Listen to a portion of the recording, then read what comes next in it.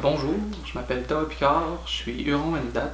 J'étudie en anthropologie à l'Université Laval dans la concentration aux études autochtones. Ce que vous allez voir, c'est ma vidéo pour le concours Métropolis Bleu.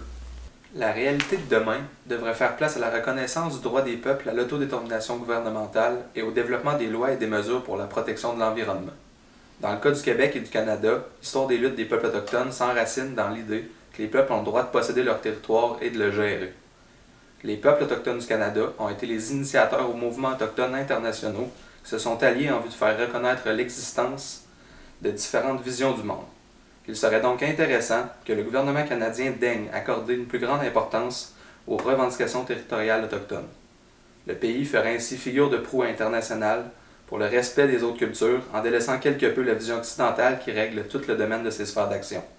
Peut-être alors pourrions-nous voir à l'œuvre un rapport différent à l'environnement et le développement d'une relation égalitaire entre les Allochtones et les Autochtones du Canada dans la gestion du territoire canadien.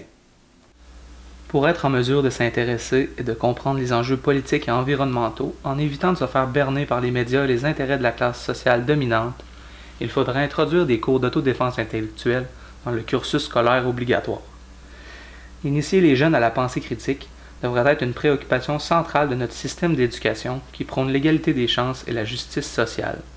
Les citoyens de demain seraient donc à même de s'investir dans des projets sociétaux en toute connaissance de cause, ce qui favoriserait, selon moi, l'introduction de valeurs environnementales et les discours axés sur l'égalité des peuples.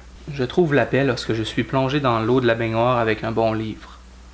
Le contact avec une eau bien froide peut sauver toute personne des brûlantes nuits du mois de juillet, lorsqu'aucun autre point d'eau n'est accessible à moins de 40 km de voiture. L'hiver, c'est l'eau chaude qui est réconfortante et qui permet de fuir les planchers glacés de l'appartement. Semblable aux macaques du Japon, qui trouvent refuge dans les sources thermales, nous nous enfonçons la moitié du corps dans l'eau fumante. Les murs d'émail protègent des courants d'air et du vent du nord.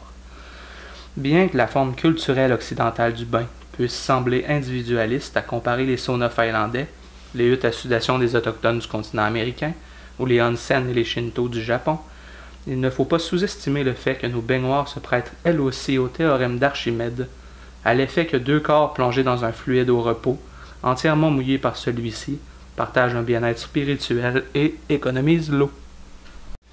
Un livre qui me donne l'espoir d'un monde meilleur, c'est L'art presque perdu de ne rien faire de l'écrivain immortel Dany Laferrière. Ce carnet de pensée parle de l'importance des choses qui semblent inutiles. Il s'intéresse à la poésie, à la littérature, aux longs après-midi d'été, à la beauté de l'ennui et des journées de pluie. C'est l'œuvre d'un pamphlétaire patient, qui s'intéresse à des sujets qui vont à l'encontre du rythme effréné du quotidien, de la futilité des besoins matériels, des mensonges véhiculés par la société de consommation, de l'impression de confort et de l'indifférence ambiante dans les sociétés modernes. Ce livre de Laferrière porte un message concernant la beauté du monde dans sa lenteur et ses différences.